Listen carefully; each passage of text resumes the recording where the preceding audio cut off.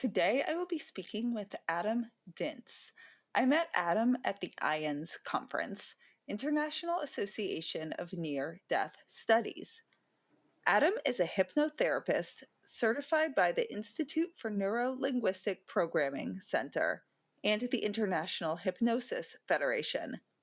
Adam specializes in current life regression, past life regression, life between lives regression, and hypnotic regression techniques that heal present life traumas, limiting beliefs, and other challenging life experiences. Adam refers to a new hypnotherapy modality that he's developed as near-death experience, NDE, regression, and is covered in explicit detail in his book, Back to the Beyond, Exploring Near-Death Experiences Through Hypnosis. In addition to hypnotherapy, Adam is founder of and healer at Sacred Stairways Hypnotherapy and Healing, located in Stillwater, Minnesota. Adam also serves as an adjunct marketing professor at the University of St. Thomas and the University of Wisconsin-Milwaukee.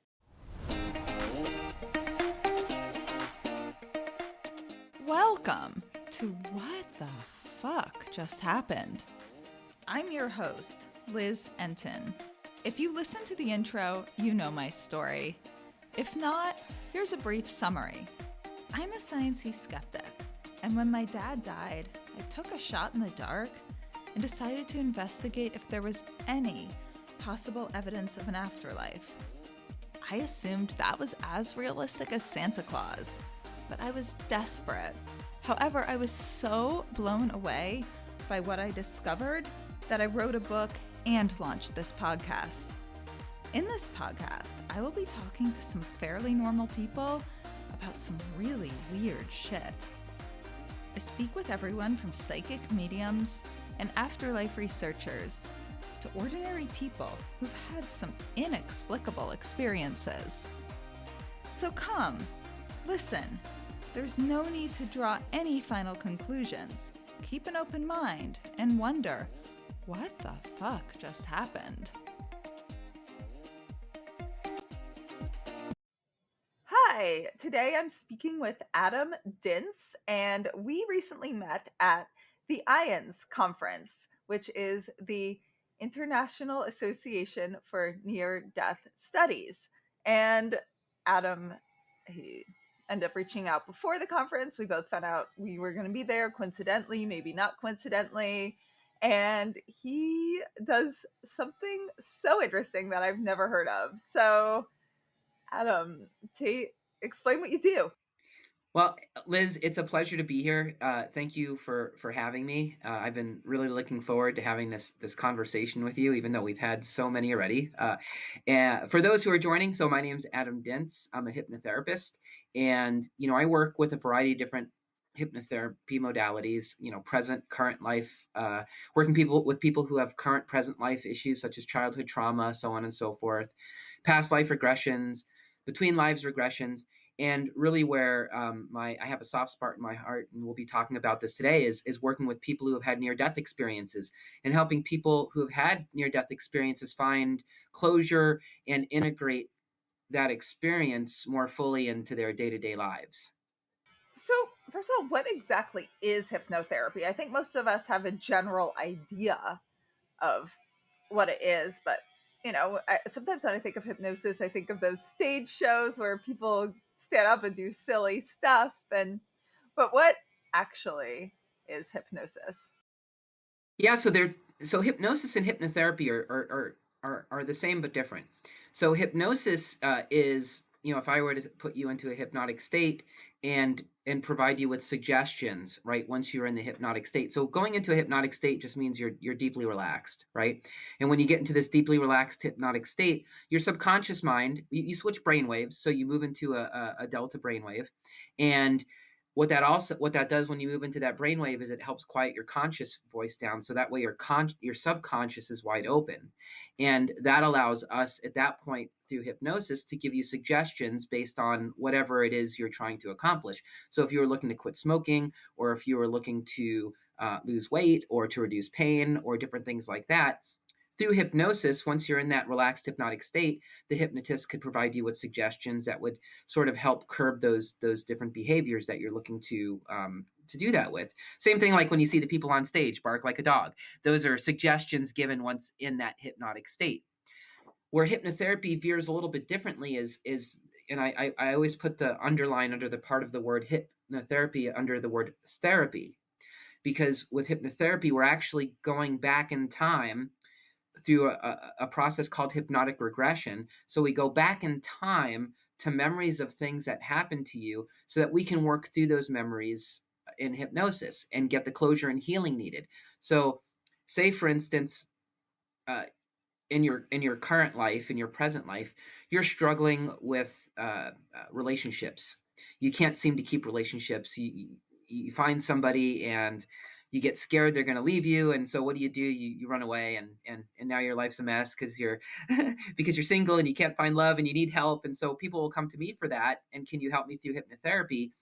And oftentimes, what we'll find is the reason why somebody is reacting that way is because they were hurt as a child. They were either abandoned or, they were made to feel unimportant or not lovable by someone in their close circle, and that still affects them to this day. So through hypnotherapy, we can go back in time. We can regress back to those memories, heal those memories, so that the client is able to move forward in their lives in a really productive and healthy way. Get into doing hypnotherapy for past life regressions and also for NDEs? So how I got into hypnotherapy is it's actually uh, maybe it's not that interesting, but I read this book by Dr. Michael Newton, and almost every hypnotherapist you talk to will say Dr. Newton influenced them somehow. But I had just started to learn about past lives and reincarnation, and the thought of having to come back to this planet again was a little bit scary. I think anyone who's taken a few turns around the sun has experienced how difficult and challenging life can be, and it was something I really didn't want to have to experience again. But reading through Dr. Newton's book, A Journey of Souls, and reading the accounts of these past life regressions really inspired me to not be so afraid of what it might be like, and why our souls do choose to take multiple incarnations, and what the purpose of doing that is. And at the time I was a Reiki master healer, had a variety of other healing modalities that I practiced, but this past life regression was so healing and transformative to me. Well, let me say this. So I read the book Journey of Souls, then I found a past life regressionist near me, and I met with him, and he did a past life regression on me, and it changed my life.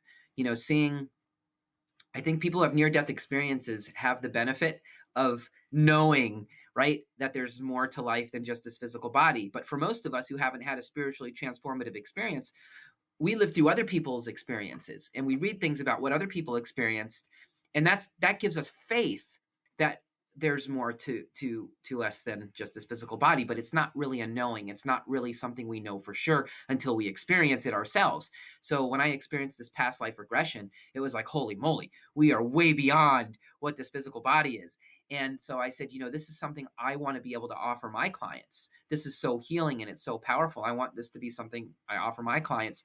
So I went to school, became a hypnotherapist, and I started working with past life regression clients, with current life regression clients. But I sort of stumbled into NDE regression. It was something that I was actually in the car one day, and I have such a big space in my heart for near death experiencers because when my dad passed away in 2005, I was struggling, trying to find answers to what happens to us after our bodies dies, and the accounts of the near death experiencers really helped me to believe that there was more to life than just the skin and bones, right? And so um, with that said, I was in my car one day and I said, if I can regress people back to a past life memory, or if I can regress people back to a current life memory, or maybe even a between lives memory, could I regress people back to their near death experience memories? So in a past life regression, typically what I do with my clients is once they've explored a past life, the last thing I ask them to look at is their memory of the death they had in that life. And they will experience dying in that life, and a lot of people experience leaving their body in that regression, and they experience moving into what we call, what Dr. Newton called, between lives, which is the place that we all go to after one incarnation and before we incarnate again. That's why we call it between lives. Now, that is very different than a near-death experience regression. So in a between lives regression, you're going back to the memories of where you were in between two incarnations, and that place could change depending on the two incarnations that you are revisiting, right? So with that said, with a near-death experience regression, it's only for people who have had the experience, because they're going back to the dimensions and realms they visited during that near-death out-of-body experience they had. I have a lot of questions related to that. Ask away, please. What was so special about your past life regression that you had, if you don't mind sharing anything from the story that's not too personal? Oh yeah, I'm happy to, and I'm an open book, so I'll share. I'll talk about anything. My life is an open book for everyone to read. So yeah, it was really interesting in my past life what I experienced, and I'll save all the detail because it was a pretty long journey. But I was living a life as a man who had a big family, but kind of stood in the background. As a I I wasn't engaged. I wasn't involved. I would watch what was going on. I would observe what was going on and all the memories that I had, but I wasn't actively involved. And at the end of the past life regression, what I realized was that I was completely closed off. Like I closed my heart. I wasn't letting love in. I was just, and I don't know why, but that's who I was in that past life. And when I came out of the regression, I realized, oh my God, I'm doing that same thing in this life. The experience I had in this past life had so many similarities to emotional issues that I've had in this life, that it helped me understand that this is part of my karma in this life, to get past, to overcome that, not allowing love in and not being able to give love freely out. And that to me was the real epiphany, and I'd never experienced anything like that in my life. And so it helped me set up this journey that I'm on now in my life, which is, how do I free myself, right? How do I open my heart in a safe way? That was really a beautiful, beautiful story. And also, just because you're on the What the Fuck Just Happened podcast and you're talking to me, I have to ask, though, however, was there anything that seemed verifiable or evidential about your own past life regression? No, and it's interesting because I tried because like I was either an attorney or I was a police chief or something. The office that I worked in was either, law office or a police precinct. I couldn't tell exactly, but I could see the streets. I knew what they looked like. I was very aware of the environment that I was in. And so, of course, when I got home, I started Googling all of it. And then I thought I was somebody, and I can't remember who it is now because this was many years ago, but I Googled that person and I was not it. So no, I was not able to verify anything. And I think a large portion of past life regressions are unverifiable, right? It probably is more of a minority case where you actually are able to get that, I don't know if veridical is the right word, but just, some sort of information that's verifiable. Yeah, I think that would make sense. And I'm curious, not that we'll be here as ourselves to know this, but like in 200 years, now that our generation has the internet and so much is recorded with social media, if so many more past lives will be able to be verifiable. The technology, I mean, think about, and I hate to bring up artificial intelligence, right? But artificial intelligence is able to help us mine through data at speeds that weren't previously known to before. And they're able to take massive amounts of data and process them in ways that we just haven't been able to before. So there may be ways down the road, I mean, with any spiritually transformative experience, to be able to measure the data behind it and see, scientifically, what pieces can we connect. You were talking about how you take people back to their passing away from their previous life. And you also take people back to relive their NDEs. And you and I both know quite a bit about NDEs. Is there a correlation between what people report at the end of their previous lives and their passing away and near death experiences? And if so, what? Well, that I would say the most common similarity is most commonly in the between lives regressions and NDE regressions, right? Because like in a past life regression, a person can experience, there's so many different ways that people can experience death. Let me clarify something, Liz. So with an NDE regression, and we didn't get to this yet, and I think this is going to help articulate this conversation a little bit better, which is there is a difference between an NDE regression and all the other ones. So the term regression itself is probably not the best term to use because regression implies moving backwards, right? I'm regressing backwards. So in past life, we're going back to a past life memory. In a current life regression, we're going back to current life, present life memories.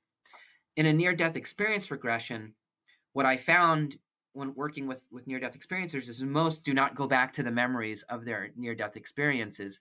They go back to the dimensions and realms they visited during their near-death experiences, but often have brand new experiences in those dimensions and realms. So it's not that they're remembering what happened, because most NDEers have a very clear memory of a lot of the things that happened to them. Sure, they're missing pieces, but they have a fairly clear memory. It's not hard for them to recall what happened. But they, in the regression, they go back to the dimensions and realms and have brand new experiences with the entities, the beings, the gods, the aliens, you name it, right? And which allows them to get insight and explore additionally in ways that they weren't able to do during their initial out of body. In a past life regression, you're going back to the memory of that death. In a near-death experience regression, they're not going back to the memory of when they died, right? Most never, they're not in the hospital like gasping for air, right? Or they're not remembering being shot. If anything, I've had one or two clients who've gone back to the hospital, but it's the memory of after they had already died and being out of body, and they can see themselves out of body in the hospital room, and that's typically where it ends up, if that makes sense. So it's slightly different. But there are commonalities between near-death experiences and between life experiences, in the sense that in an NDE regression, people often meet their guides or whatever entities that they connected with, and in a between lives regression, which is a type of regression that somebody who hasn't had an NDE that wants to have a similar type of experience might be interested in, would be that between lives regression. You meet the same, if you met your guides during that between lives, you'll meet your guides. If you had a life review, you may see that life review again, right? So all of these different things you can experience in an ND, in a between lives regression, and in that case too, you can still ask those beings who you met during your between lives new questions and get insights on different things. So they are sort of similar. I think the difference is for people who have near-death experience regression, have had near-death experience regressions, they're big open holes, gaping holes. There's integration that's needed from that experience that this regression helps them get, that this practice helps them attain. So people who do the past life regressions and go back to their deaths, you said the in-between lives is similar experiences to NDEs. Also, what about the process of their passing? The life review, the going through a tunnel. Do they seem to describe similar experiences of that early part of the passing before they get to the between lives? It depends. Everybody's experience is so different, Liz. Some people are like, I've had, in my experience with my past life regression, I experienced, being in my body, dying, and then floating above my body and looking down at myself, and I could see my wife. And then I just kind of floated until I was in the beyond. Some people will be like, oh, I'm out of my body. And the next thing they know, they're surrounded in white light and clouds, or they're on another planet, or they're zooming through a portal, or they're going through whatever it is. So, I think and it's really fun to hear, when you talk to, it's a lot of fun being the hypnotherapist, listening to what my clients are experiencing, because it's just absolutely mind blowing what they experience as they cross from here to there. So people during their near death experience, I guess the word's not regression, but hypnosis, returning to the realm of their near death experience. That's what sounds so interesting. So they are just continuing as if they're going back to the place they were when they had their near death experience. Yeah. What types of things are they doing there? Give some examples. Oh, so how are the NDEers experiencing being on the other side? Yeah, how are they experience? Yeah, well, I'll ask you both first to describe the ND, how people who've had NDEs are experiencing? What are they doing when they're returning to their NDE? Yeah, and by the way, if you're interested in hearing this, if you go to the website backtothebeyond.com and you scroll down, that's the name of my book, backtothebeyond.com. If you scroll down to the bottom of the page, I've included a 2 minute or 2.5 minute YouTube video that's just audio of the clients that I regressed back to the beyond. Uh, so each of their sessions I recorded, and I have little audio clips of what they were saying as they begin to emerge into the realms and dimensions they visited during their NDEs. And you can hear their real-time reactions to what they were seeing and what they were experiencing. And so, typically what happens, Liz, is in an NDE regression, once, there's a whole process, right? There's a whole process to getting someone in the hypnotic state. But the last thing I do is I have somebody walk through the proverbial door, right? The metaphysical door that's going to lead them back to the experience that's right for them. And when they walk through that door, the first thing I ask them is, okay, let's say you were doing one with me. If you had had a near-death experience, I would say, okay, Liz, tell me, what are you seeing? What are you experiencing? At first it's like any regression. Sometimes people don't know where they are. They're like, well, I don't know. It's kind of dark. All I see is darkness, or all I see is light, or it could be like 1,000 different things. I see a shoelace. Why am I seeing a shoelace? It makes no sense, right?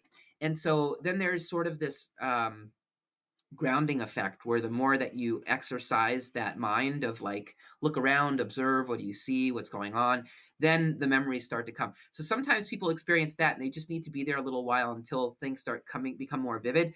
Other people are like, oh my gosh, I'm zooming through the universe and this is so beautiful, all I feel is love, and this is, and so they go on this journey where they're really not in control. It's almost like their near-death experience. They're not really in control of what they're doing. They're just kind of going on this journey where they're, oh, okay, I'm back on this planet that I was on, and there's somebody here, and they have a really long neck, and their feet are webbed, and I feel like I know this person. Oh yeah, this is father. This is father. I know them as father, and it's kind of like this reintroduction again. And it's almost like you haven't seen your family. It's like you move from another country to the U.S. and you haven't seen your family in 30 years, and you're going back to see your family again, and you haven't seen them in such a long time. And it's that it's almost like that reunion, that joy of the reunion of being around these beings and figures and whatever all over again, and being in a place that feels like home, that feels like love. You're surrounded by all these incredible things, and really that's what people experience in whatever way the universe gives it to them. And so then what we do is, once they've had a chance to sort of explore the beyond, in our intake session before we do the regression, I get a list of questions about what do you want to know? Like, what do you need clarity on? And so, a lot of people want to know, why did I have to come back? Or why did I die in the first place? Or why can't I find love? Or why am I so blocked? I feel so. There's all these questions that people have. One of the people I wrote about in my book, Johnny. Johnny was in a car accident with 3 of his buddies, and 3 of his buddies died, and he was the only one who survived. He had survivor's guilt, and he's the youth director at a church, super spiritual guy. And in his near-death experience, he met Jesus and experienced heaven with Jesus, and he also experienced seeing hell and seeing Satan and experiencing that. But when he went back, he wanted to understand why did he survive? Why was he the survivor? Why did his friends have to die? It was a wound he carried around for so many years, and he actually got to see his friends again. It was the first time he'd seen his friends again. Being back in those dimensions and realms, and he was able to connect with them in such a healing way. So, Liz, when I said earlier, you underlined the word therapy and the word hypnotherapy. That's the therapy. That's what we work on in these near-death experience regressions, is what's going on in your life that you need help with, and how do we help integrate that which you received on the other side and the beyond into the now. So you said he saw Jesus, heaven, and hell. That was during his NDE or his NDE regression? That was during his NDE. So he was actually so what happened was, he was on a swing with Jesus. And when he'd go one way, he would swing over heaven and he would see all the kids, and it was just the most beautiful, wonderful, amazing place. And then when the swing would go that way, he was still on the swing with Jesus, but he would go over this place that he would call hell. So now I'm coming at this question a little biased because I don't believe in God or Jesus or heaven or hell. I mean, I believe Jesus was a human being, but I don't believe in God or religion. So, how much do you think our cultural upbringings and our definitions, because we don't really have the right words for this type of thing, how much do you think he was interpreting and understanding an afterlife as presented by his own worldview? If you go to another country, let's say you go to like Bolivia and you are from New York versus a village in Africa, you will probably notice different things and interpret things based on your own cultural. Like me as a New Yorker would not only see different things, I would probably describe something one way, and someone from a village in Africa would describe something another way, and maybe both of us would not even be correct. Maybe someone from Bolivia would be like, "Oh my God, that's not even what this actually is." Let's say we weren't really even allowed to ask questions; we just had to interpret. How much do you think they're actually an interpretation when someone gives such a religious interpretation is them translating it to their this earthly worldview versus reality? Okay, so I'm going to answer that question, and I'm probably going to anger a lot of people with my answer to this question. But I believe, this is what I believe, and this is my belief, and it's impossible to know. We don't have, there's no way to know this for sure, right? But this is from the clients that I've worked with, from the people who I've researched and studied. This is where I've netted. That is, when we die, our essence, our soul, whatever you want to call it, doesn't forget all of the conditioning, training, belief systems that we went through, that we accumulated here as human being. So when Adam Dince's physical body dies and I pop out and I leave, there's still a lot of Adam Dince left in that essence, right? And so if that essence, if you believed in Jesus Christ as your Lord and Savior as a human being, and your essence popped out and you go over to the other side and there's Allah, right? And maybe it's more of a Muslim experience, right? That could be shocking. That could be absolutely jarring to your essence because it goes against everything that you've been conditioned to believe is true. Or if you were to be a Christian or Jew or a Muslim and you were to, die and you go and you just blend in with all that is, and there is no God archetype anywhere. You're just, maybe you experience yourself as God. That could be so traumatic to a soul, to energy. And so what I believe happens is, and it's not all the time, it's not every case, because there are some people who really do immediately get brought into the final or ultimate truth, right? But I think there are different layers, and when we first arrive on the other side, if we have really strong belief systems, the universe sort of whittles those away over time. So we might see what we expect to see, and then as time moves on, that kind of fades away, and we're shown another truth or a deeper truth, and then that fades away, and we see a deeper truth and a deeper truth until we get to the place that we realize that there is no truth except for all that is. We're just one. It's hard to put into words. Now, the other thing that I would say about that, Liz, which is probably also going to rub people a little bit the wrong way, but I think even, how do I say this the right way? What experiencers experience when their physical body dies is impossible for the human brain to remember in the context that the essence experienced while it was free from the body. There's just no way. Our human brains are too limited. We can't understand. We couldn't possibly fathom everything, the wholeness of what we experienced when we crossed. And so we come back with sort of a memory, a story of what happened. But I think that in itself is just a pointer to what really happened. If you talk to Ram Dass, or if you talk to Ram Dass when he was alive, or even Alan Watts, he would say, when you're talking to a guru, the guru just points you to the truth. The guru is not the truth in himself, or in today's, in her himself. And so when we look at the NDE, we should look at it as a pointer to the truth, not necessarily the truth. And so when we start looking at NDE accounts literally, it can be a little bit challenging because we read so many different experiences that are so different. It can make us question what's true and what's not. But if we surrender to the fact that these are all these stories are true, they're just taken. If you've read the analogy of the seven blind men, the Tibetan analogy, the 7 blind men. It's 7 men with blindfolds standing around an elephant, and they're all touching different parts of the elephant, and they're all describing different things. So the blind man that's touching the elephant's ear says, oh, that's a fan. The one who touches the elephant's leg says, that's a tree. That's how they're experiencing the elephant. They don't know they're all touching an elephant. And that's the irony. That's the analogy, is they're all touching the same thing, but they're describing it differently. And I think that's what happens oftentimes with near-death accounts. You mentioned that he saw a hell, and I think a lot of people might be scared. Maybe if someone was really raised religious, they are frightened of that. Or, someone not religious like me be like, oh, well, I don't want to end up somewhere terrible, in the next dimension. Is there an implication that there really is something permanently so terrible or long term so terrible? Or do you tie that in more to his interpretation? I'll tie this back into my psychedelic friends who, they'll tell you there's no such thing as a bad trip, right? Even when you have really dark and hard trips, it's your shadow, right? You're seeing something, you're being shown something that's going on inside in a way that you need to see it, right? You need to address it. You need to embrace whatever that is. And I think people who have these really difficult, because there are a lot of people who have difficult experiences. It's not all love and light.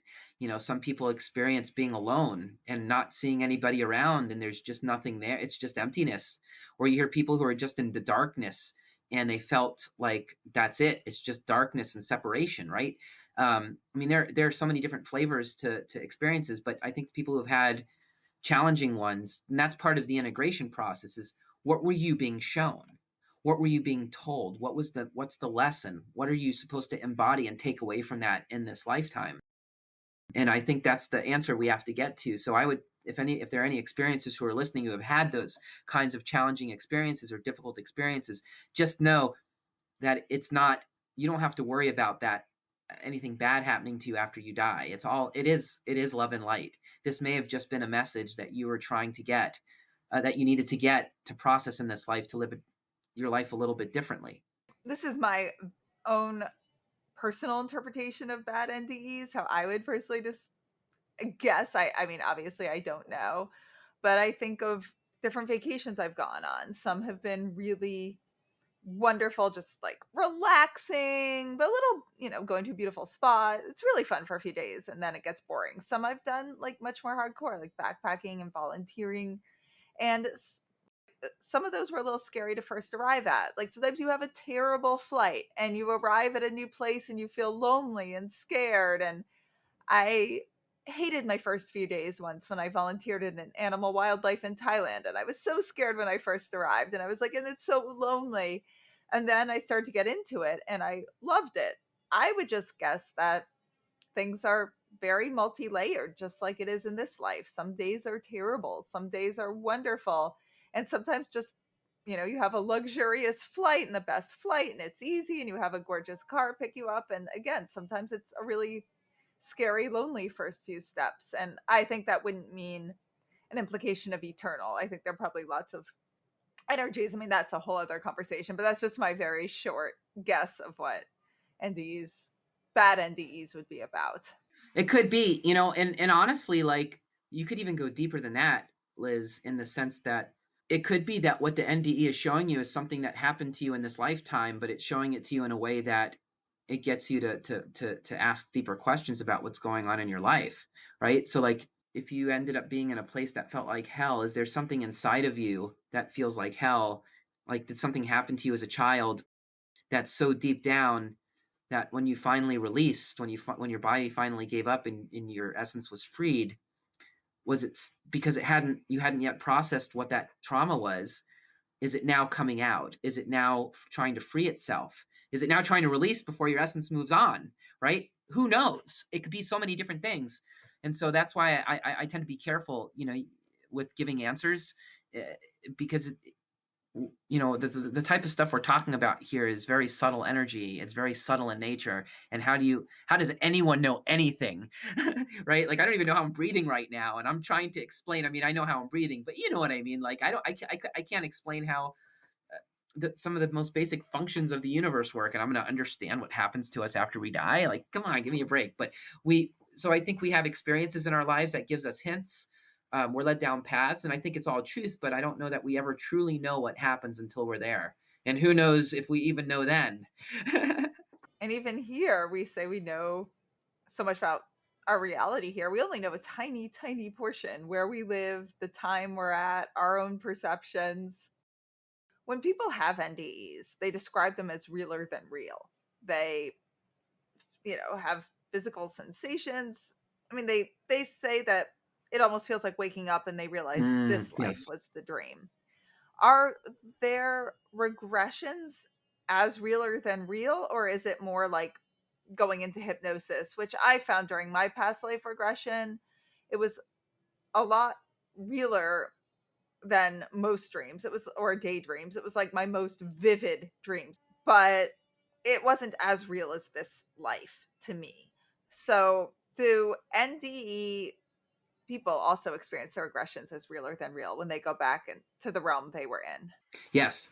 But not just NDEers, even people with current life, present life, surprisingly enough, it's realer than real because your conscious mind isn't there chatting in your head all the time. It's just a very present. Now, what I would say to that, Liz, not everybody experiences it as realer than real.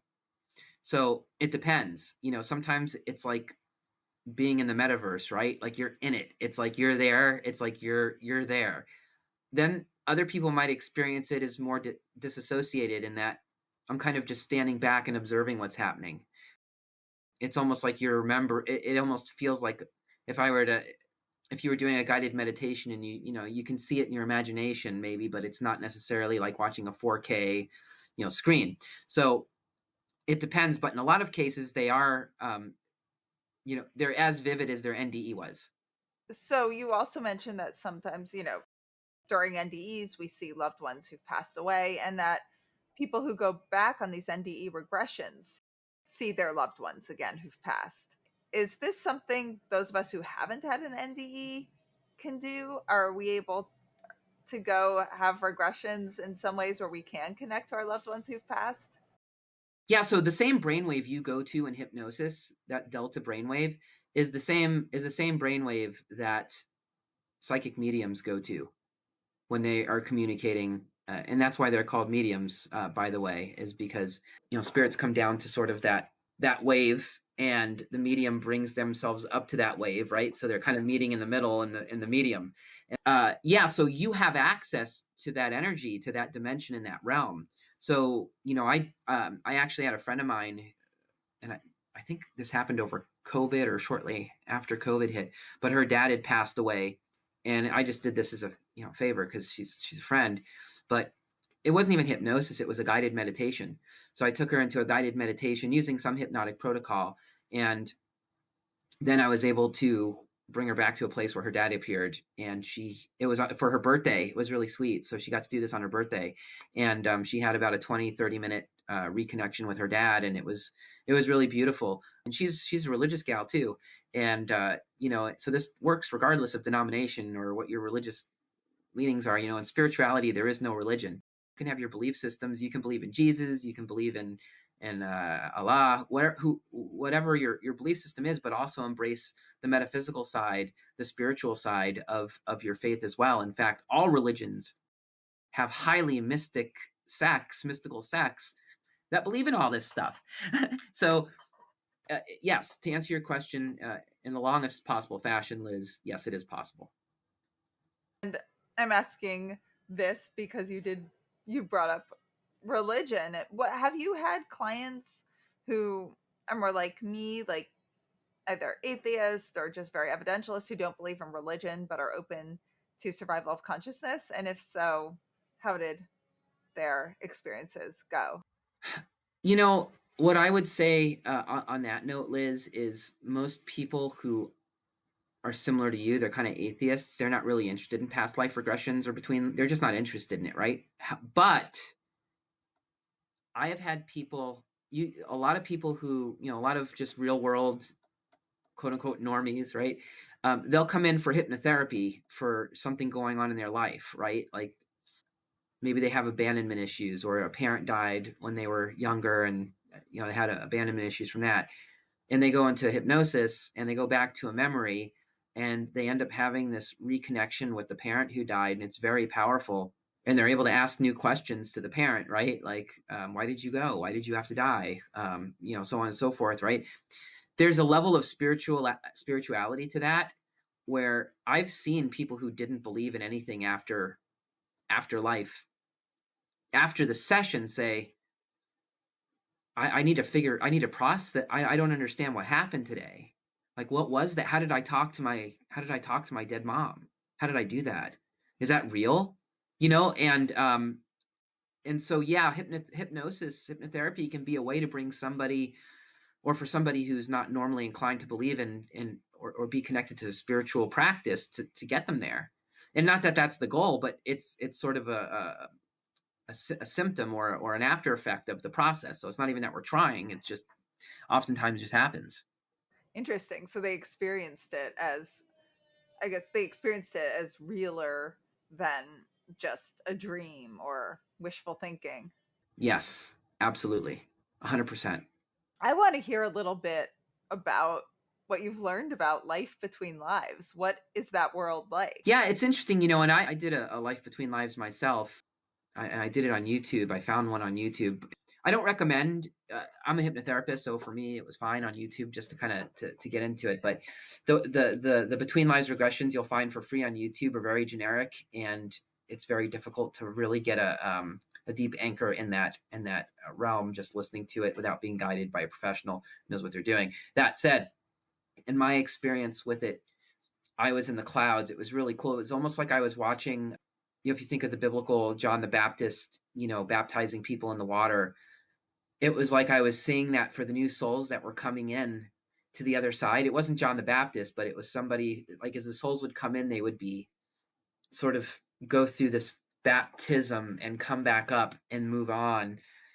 It was almost like their souls were being cleansed. They were kind of being healed from whatever it was they were coming in with. It was sort of their reentry. And it's really interesting, Liz, because, and sounds really woo-woo, and I know that the title of your podcast here is Spirituality Without the Woo, right? But I'm going to break the rule right here and throw some woo in. So I actually had a medium tell me that my job before coming here on Earth was helping the people who are getting ready to come back into Earth and to reincarnate, to help them with that reentry process into Earth.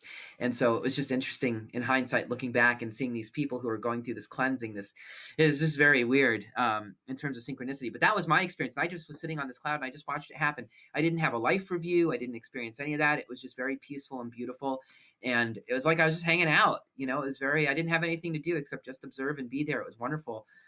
There are people who have, I had one woman who did a between lives that ended up merging back with source, and she called it like a soup. But even in that soupy, energetic concoction stew that she was in, she was able to connect with family members, like one of her uncles who had passed away. And even though she couldn't see him, she felt his energy, she felt his essence. And it was interesting because she comes from a traditional religious background, Christian, and there was no Jesus, there was no Christian symbolism there. It was just merging back with source. So when I talked earlier about we see what we expect to see, she was a case where that wasn't the situation, and that does happen. Can I ask something? This might not be the most popular opinion, but honestly, both those sound really, really boring. Like sitting there with no purpose, doing nothing, and just observing and being just part of a soup and sort of being merged with everyone else. And I don't know. To both of those sound incredibly boring to me. But you didn't. You think that's not the correct interpretation if you're actually experiencing it? Well, let me say two things to that point. So number one, it was mine was a 40-minute regression, so I wasn't there very long, so it wasn't long enough to get bored. And for my client, she was there for 2 hours, again, not long enough to get bored. But that with that said, Oh, I don't mean the regression was boring. no, I know what you mean, but yeah, I know that's what I meant. Like, when you're there in that other dimension, right? You're there for 2 hours, so you don't get bored because it's But if you were there for 100 hours, would it get boring, right? That's what you're asking. And Alan Watts talks a lot about that. He's a spiritual philosopher. If you haven't read or listened to much of Watts's material, it's the best stuff out there. But he says that's the whole reason why the universe reincarnates and comes, not reincarnates, but it's why the universe plays this elaborate game of hide and seek, where it comes and it incarnates as us or as plants or trees or different planets or whatever you want to say, and forgets where it hid and lives these lives. Alan Watts says if every night you had a dream that lasted 70 years in length, and each night you had this dream, you had everything you could possibly want. It was the best dream ever. You could go wherever you wanted. You could do this, you could do that. It was just the loveliest time. It's like, well, in 70 years, that would get kind of boring now, wouldn't it? How long? And then he talks about the heaven perspective. Oh, how long can you spend in heaven worshiping and praising God? How long until that gets boring, right? So what would you do? What would happen if you died and you ended up going to this place that was incredibly boring after a while? Well, you'd probably choose to come back and live the life you're experiencing right now. That's kind of my belief system. I don't know if it's boring, but I know the universe wants to experience all these wild and amazing things. And that's the universe. You are the universe, Liz, experiencing everything through your filters that the universe is taking in, and it's experiencing me. And when these bodies die, the universe will incarnate as something else and do it all over again. And so, it's no different than playing with different imaginary friends as kids, right? You get bored. It's, oh, hey, let's do this over here. So it could very well be the case. What you said could absolutely very well be the case. Or it could be that as we just become or surrender into that loving awareness, that we don't need to be entertained. There is no such thing as boredom. There is no such thing, because we just are. We're just presence. We're just in that observational state, that state of witness. So who knows? So you talked a lot about past, taking people into past lives and past, and there's a theory there's no time. Have you ever had an experience where you took anyone into something or in the future, or unintentionally someone went and got information about the future? I haven't done any. I don't typically get into future life regressions, just because I just don't feel comfortable doing that, giving somebody an impression that something's going to happen. And I sort of take my own advice on that. Like, I'll never talk to a psychic about what's going to happen in the future. I'll talk to a medium to talk to someone who's crossed over, but I don't want to know what's going to happen in the future, and I don't want to set any of my clients up for that. So I'll say no. But what I have seen in the clients that I've worked with, and this is NDE clients, it's past life clients, it's between life clients. So there is evidence here, because it happens across all three, and people across all three groups in their experiences have seen the horizontal timeline, like your x-axis, right? They've seen it, that only exists here on Earth, right, in the 3D. When you get outside of this dimension, it flips and it's more of like a y-axis. There's no time, there's no linear time. It goes straight up. So everything's happening all at the same time. So past lives, current lives, future lives, there is no past, present, future. It's all happening at the same time. But here on Earth, in our bodies, we experience it as past, present, future, because that's linear, right? We look at our clocks, it's 11 a.m. It was 10 a.m. an hour ago.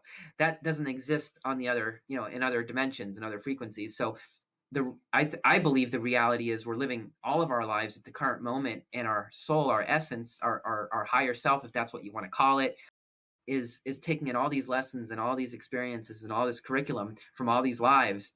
And it's almost mind-blowing to think about.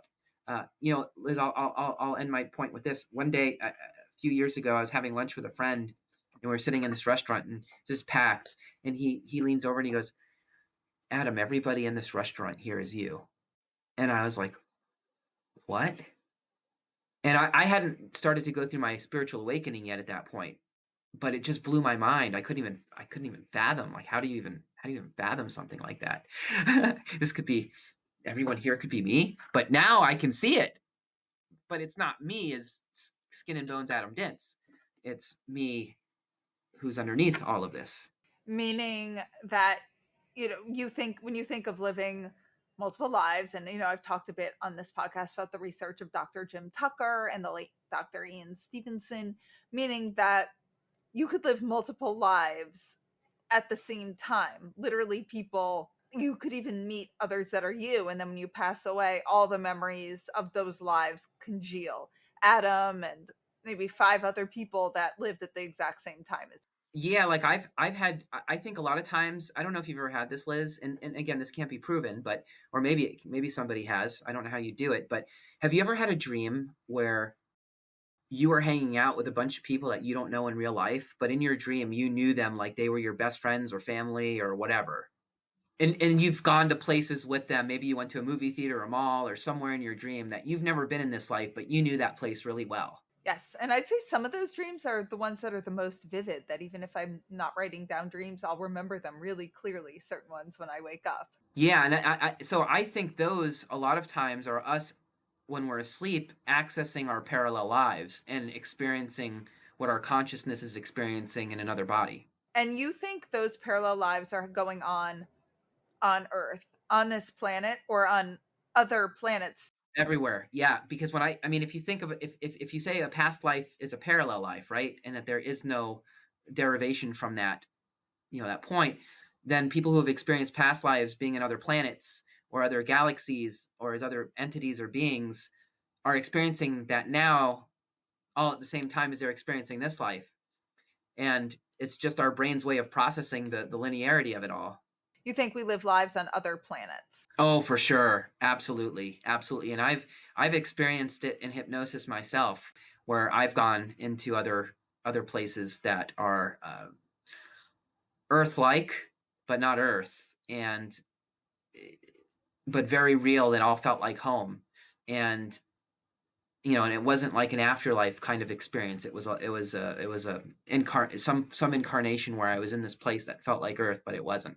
And so yeah, that's what I believe. Absolutely. And what was the difference on this planet versus Earth? Well, in that case, I was alone, and I liked being alone, which was great. I think and even in this lifetime and in this incarnation, I should say, as Adam, I love being around people, but I also like being alone. I really value my alone time.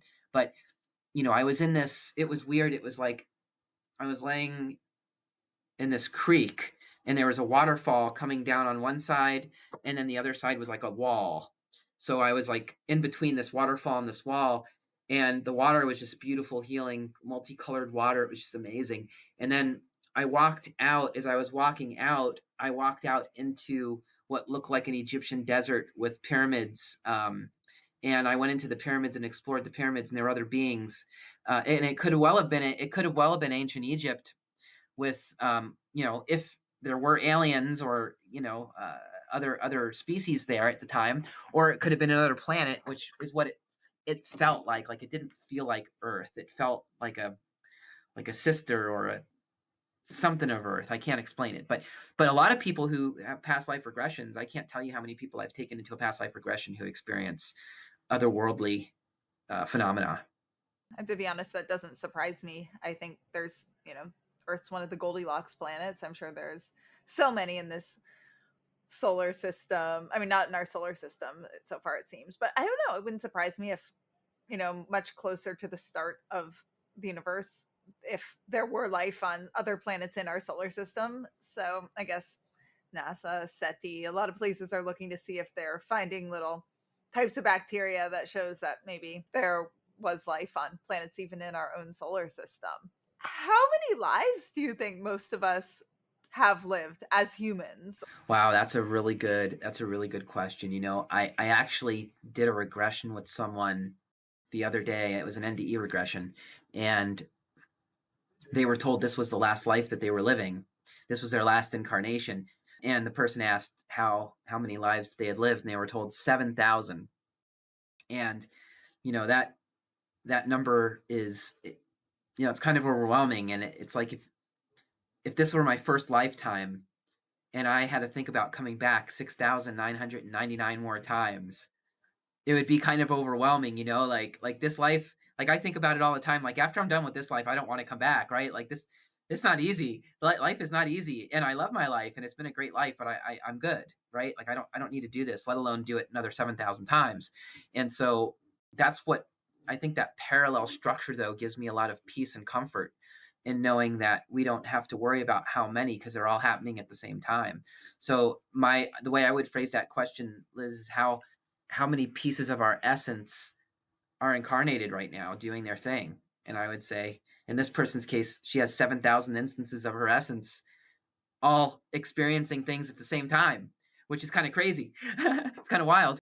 Are those just the 7,000 lives that we would have in this iteration with this Big Bang, pre Big Crunch, or probably before Big Crunch, our sun dying and our solar system dying? Or do you think in like, let's say, so far the Big Bang theory, Big Crunch theory seems the most likely, though, to say we actually are living at the time that we know the start of the universe is maybe a little bit arrogant, but let's take the theory that the universe create births, lives, and dies, and this happens repeatedly with universe after universe, let's just say, or solar system after solar system. Do you think we kind of start fresh in new universes and say trillions and trillions and trillions of years, or and did we do this before trillions and trillions and trillions of years ago?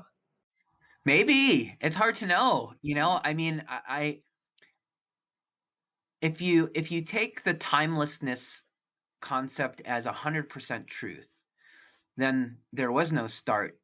Theory doesn't hold weight. However, if you're sort of on the lines of Alan Watts, where he believes that we are the Big Bang, right? He says, when the Big Bang happened, you're not the result of the Big Bang.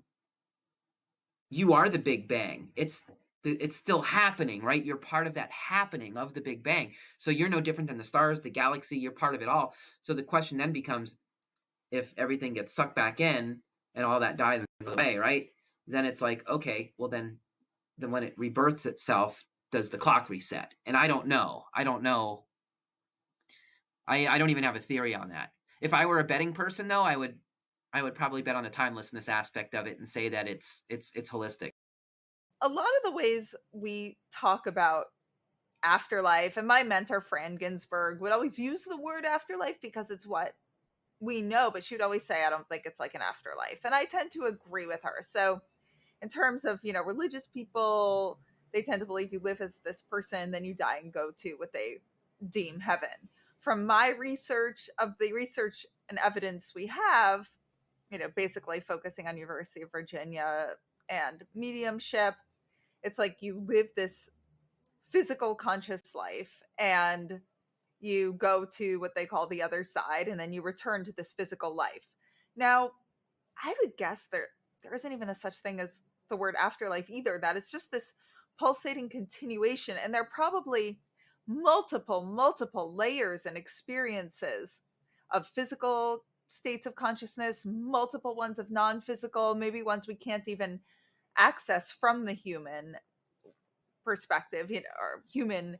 You don't go from human to this other completely different non-physical or other types of physical dimensions. Maybe you go from here into a non-physical, and then after 1,000 more human lives you go to another species in another solar system or another galaxy, and then you access a totally different type of, for lack of a better word, afterlife or non-physical being. You go from one non-physical being, maybe the ones we see that people talk about in NDEs, to another, and just all different ones. Does that make more sense to you than almost as if there's two dimensions, human or human-esque on other Goldilocks planets, and then the non-physical layer connected to that medium's access?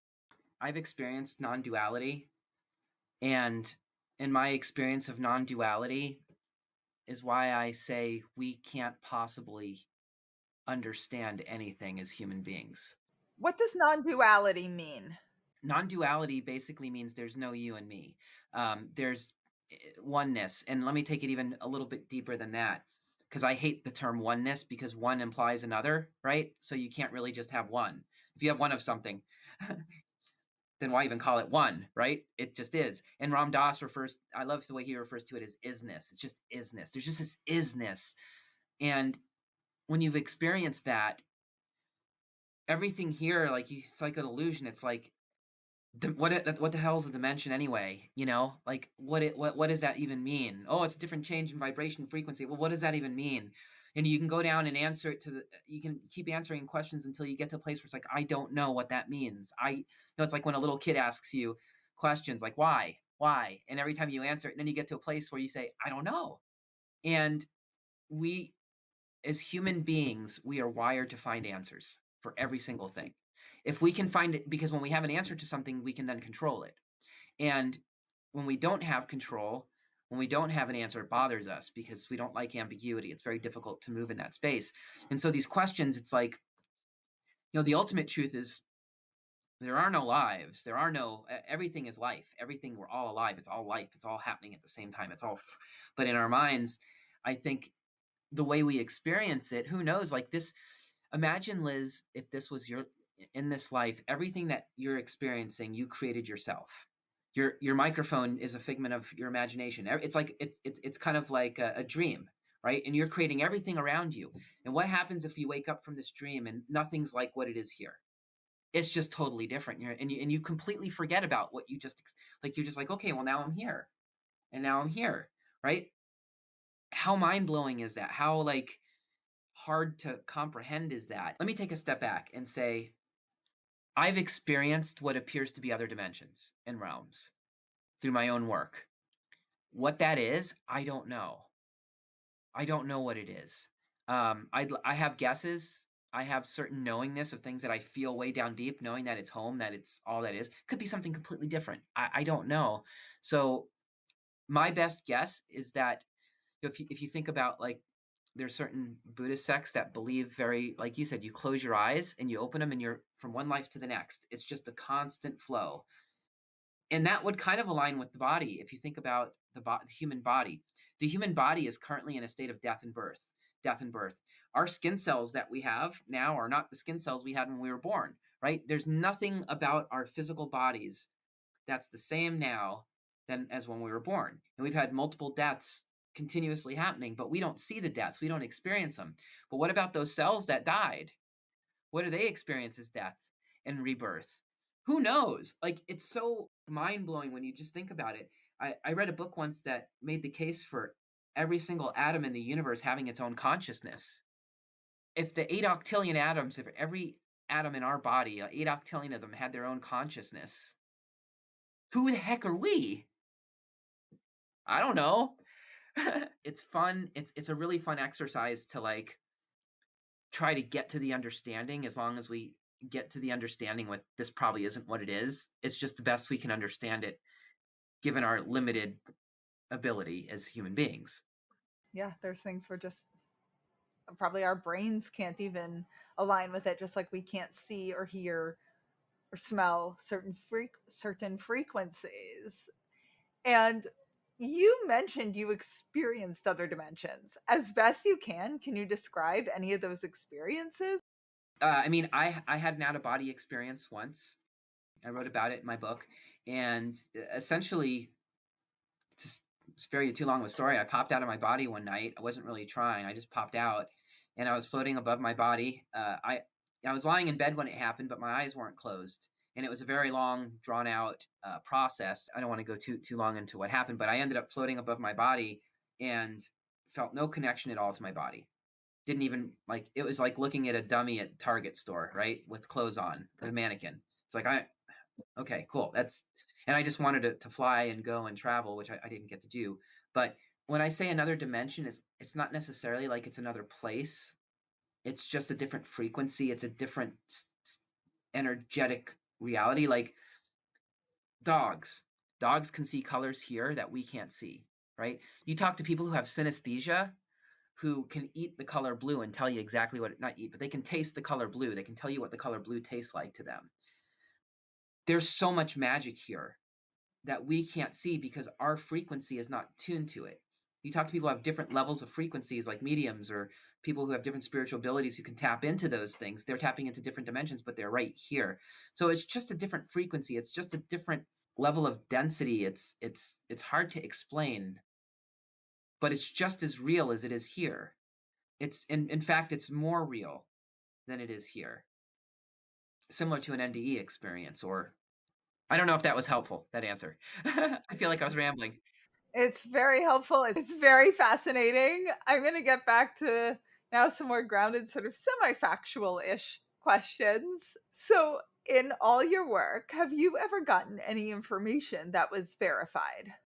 Not scientifically verified. So not anyone who is like, oh yeah, hey, I went to the birth records in Charleston, Virginia, and found that this was my life.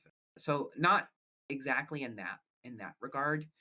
But what I have seen, and it's actually very similar between my near-death experience clients and my between lives clients, which is at the end of the day, almost everybody, when they go back to the beyond, whether it's through a near-death experience or between lives, they want to know, what's my purpose in life? Why am I here? What's my purpose? Even questions like, what, from the near-death experience, why do I have to come back? Right?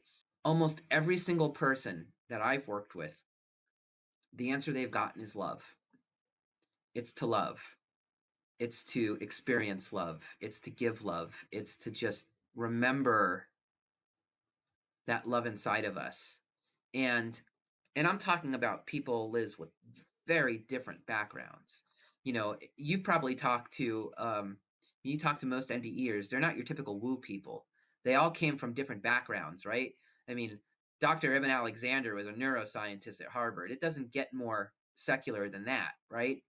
Yet he had a life-changing, spiritually transformative experience through his NDE. But you talk to those people, and they all come back with love. And there's something about that that's so powerful, that that's so perfect. And when you hear them describe what that love is, and they can't put words to it, and you find the same with psychedelic or entheogenic medicines, Liz.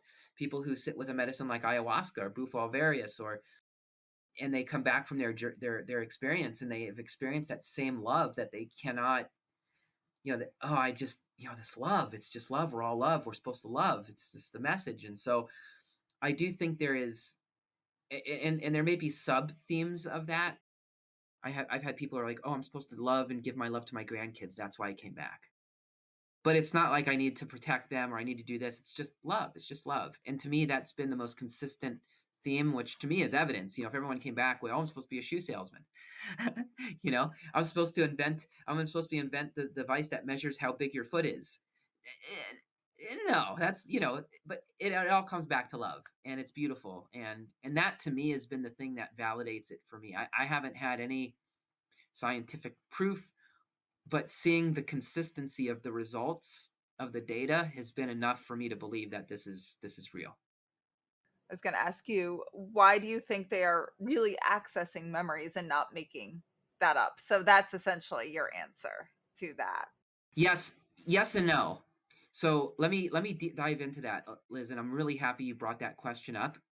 As a hypnotherapist, yes, I'm a spiritual hypnotherapist, but as a hypnotherapist, we all know the subconscious mind is an incredibly powerful tool. And you can make the argument, if you were to be purely a science person, right? If your numbers, you're analytical, don't believe in the woo stuff, right? You could make the case that your subconscious mind, when you go into a hypnotic state and you go into regression mode, your subconscious mind is telling you a story similar to a dream to help you understand something that's going on with your life. So, for example, as I shared my past life, I saw the gentleman who just couldn't love, couldn't accept love, couldn't give love, felt isolated, even though he was there with his loved ones. He just couldn't get there. And I said, well, that's what I'm experiencing this life. Well, it could very well be, and I can't prove this, but that my subconscious mind was making this story up so that I would understand that this is something I need to work on in this life. And you can make the case for between lives, with past lives, with any of that stuff, that it is our subconscious mind just creating this elaborate story.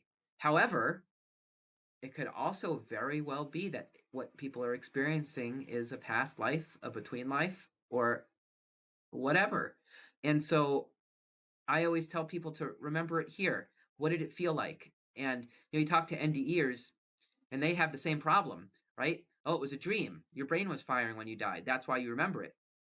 But they know here that it was more realer than real. And so I just put those two things out there and, say, hey, make up your own decisions. Whether you believe it comes from the subconscious or it comes from the spiritual, it doesn't matter. The results are exactly the same, and you get the healing and the therapy you need regardless.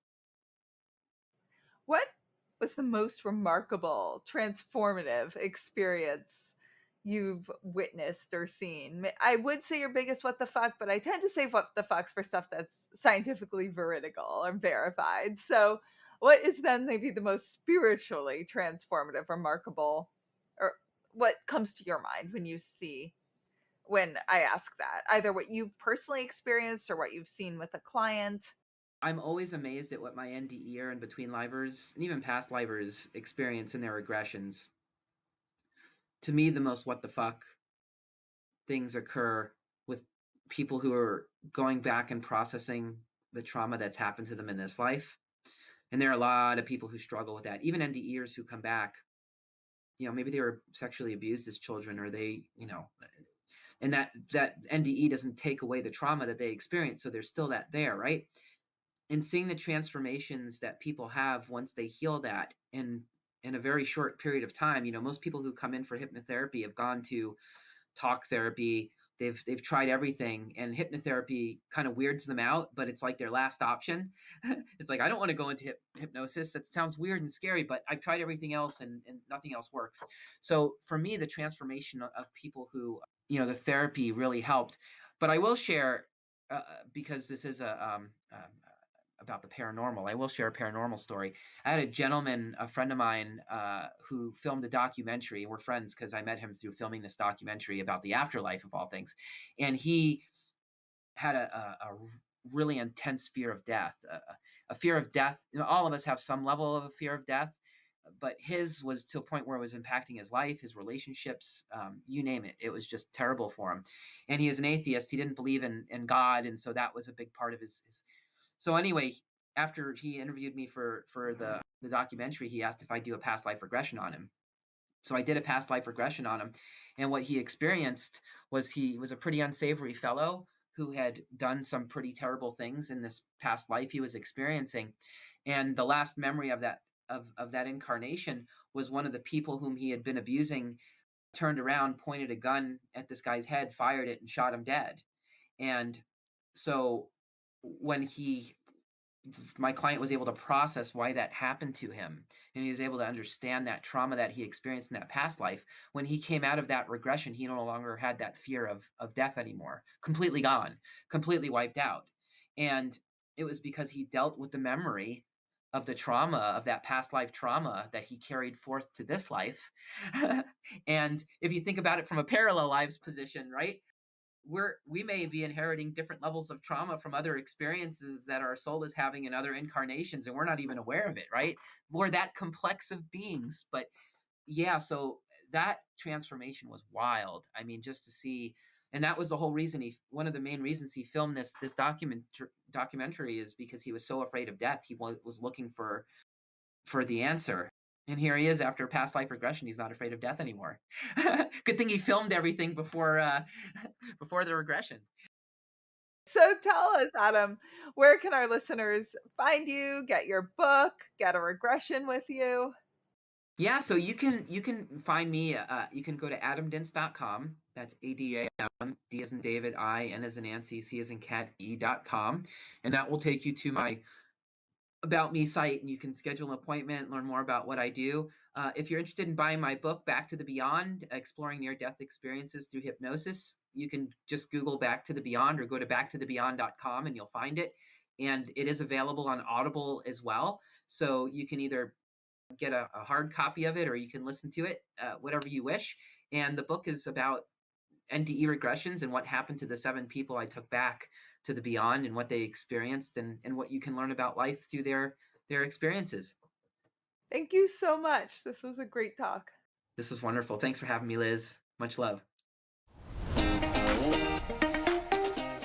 To get more information on what the fuck just happened, go to WTFJustHappened.net. There you can order my book, What the Fuck Just Happened? A Sciencey-Skeptic Explores Grief, Healing, and Evidence of an Afterlife. And you can learn all about how I came to conclude that there most likely is an afterlife. You can also learn about the early stages of my grief and the amazing, fascinating people I met along the way. You can also read about how much I harassed them, trying to get evidence, see if they were cheating, and see if they were sane.